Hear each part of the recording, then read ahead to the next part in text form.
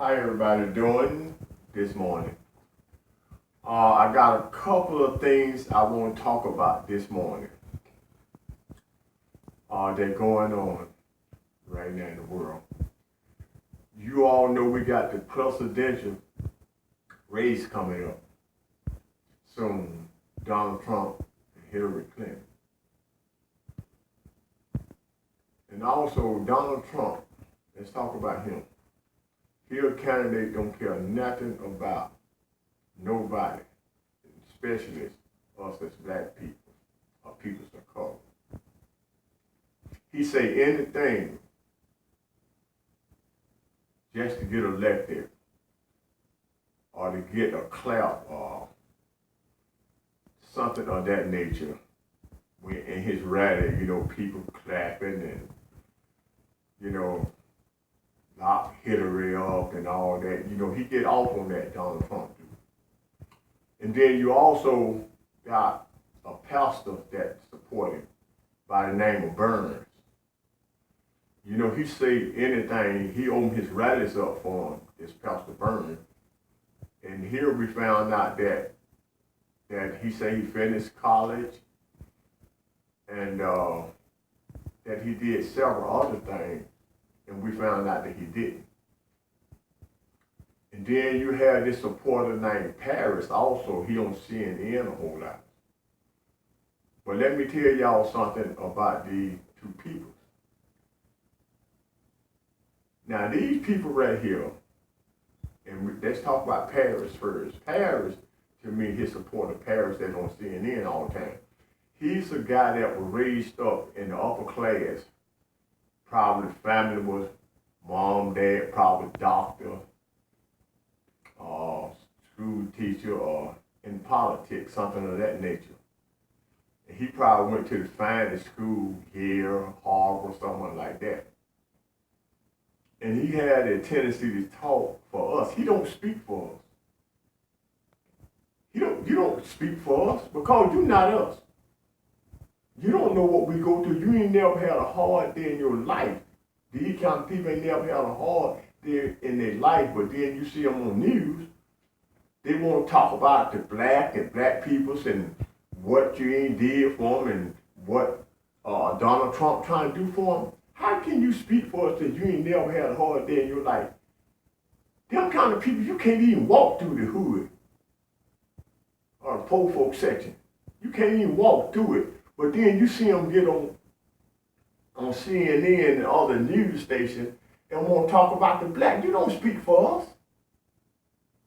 You don't know what we go through. You black on the outside, but you white on the inside.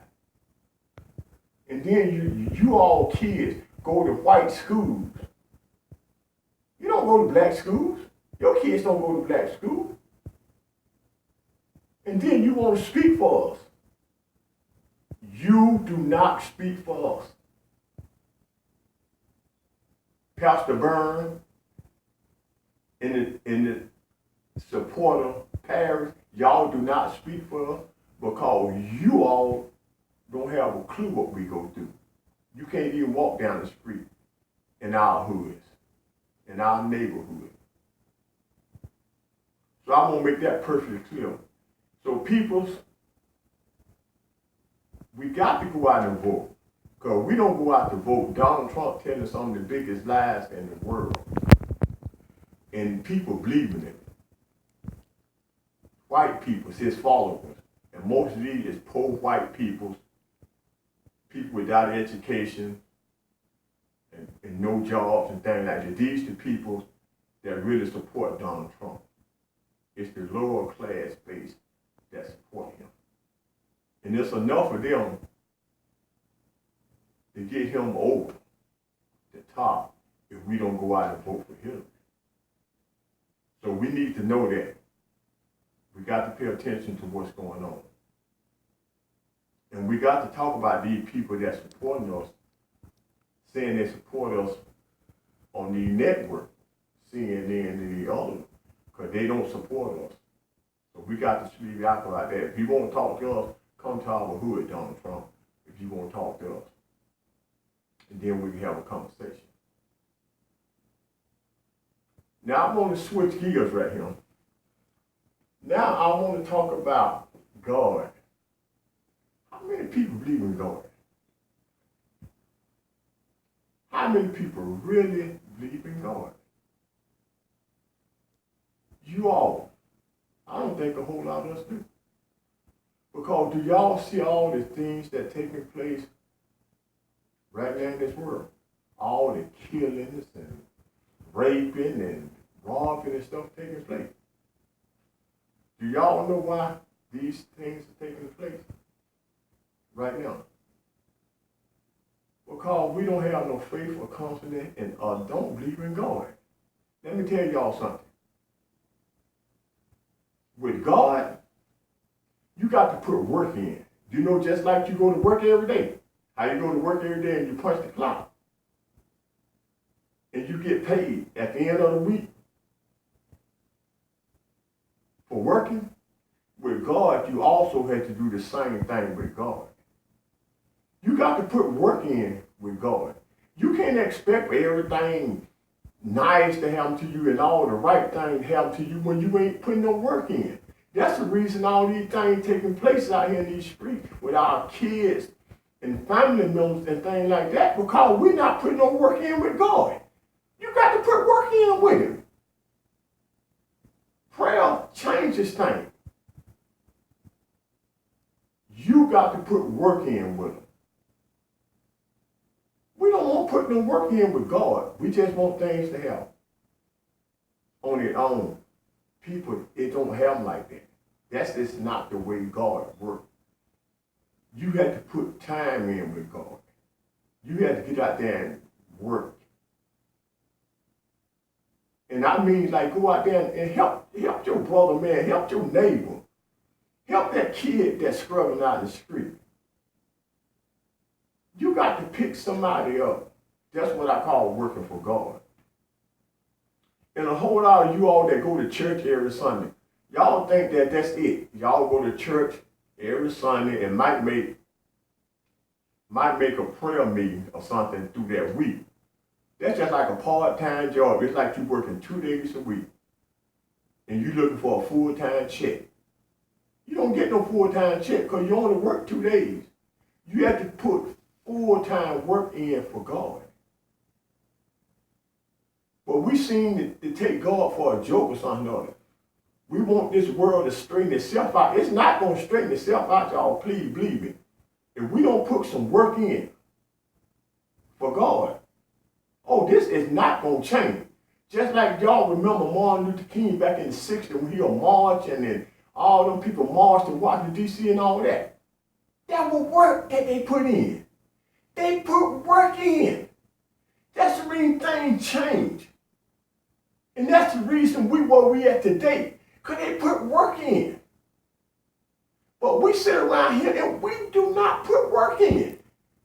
We want things to happen on their own. People, that's not the way it happens. It don't work like that. If we want changes, man, we got to put work in with God. All this bullshit that we doing around here. You sitting around looking for something for nothing. It ain't happening. And then a whole lot of us that promise God stuff, God give us stuff, and we tell God like, Lord, if you could just bless me with $100,000. I'm going to do this for the boys club, the girls club. I'm going to donate $10,000 to the church. And then when God grant you that wish, you don't do nothing you say you're going to do with it. You take it and you run the other way. But then you think God is still supposed to bless you. When you ask Him for what you asked Him for, and He gave you what you asked Him for, but you did not do what you told Him you were going to do. You didn't do nothing. You didn't help nobody but yourself. People, we can't go through this world like this, just wanting something for nothing and not working for what we get. You got to work for what you get, you all. And the main thing, we got to start back working for God. We got to get out here and say to these church, talk about what's going on. I mean, whatever we need to do to make changes, the killings and things that are taking place in these neighborhoods. We sat around in these neighborhoods and watched these kids being killed.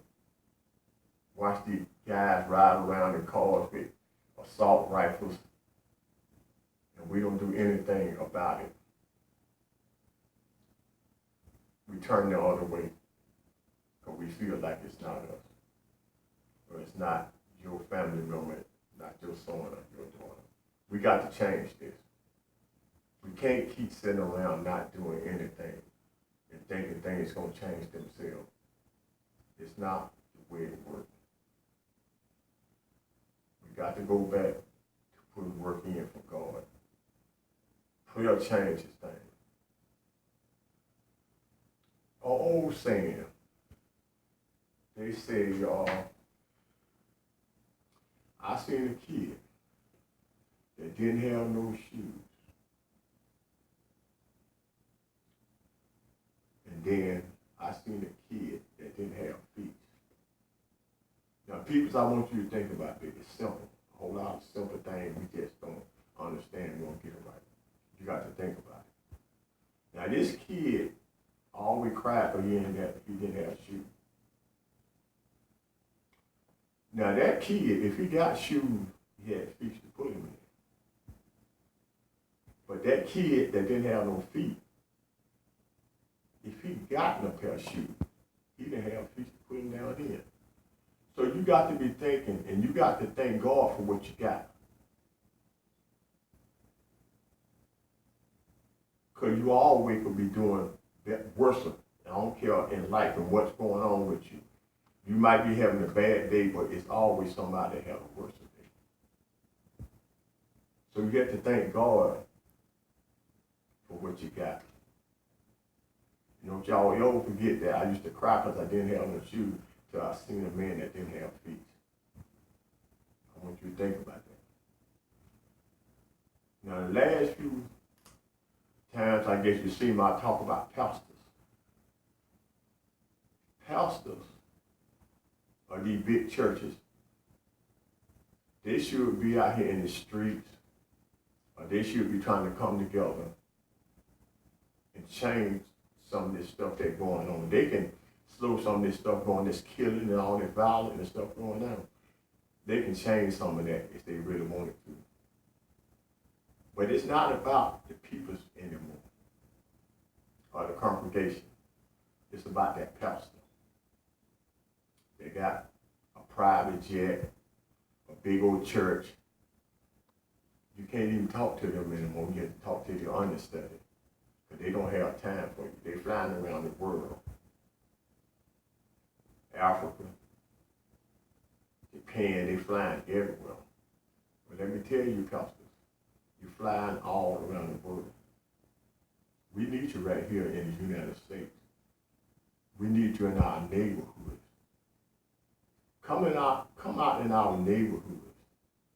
And let's straighten our neighborhoods out first. Let's get these kids back on track. And then we'll take our private jet and go to the other places. So pastors, y'all hear me, I'm calling you out. Stand up and do your job. Stop filling your pocket with minimal money and doing nothing to help the people. So with that said today, in our Lord Jesus Christ's name, Jehovah God,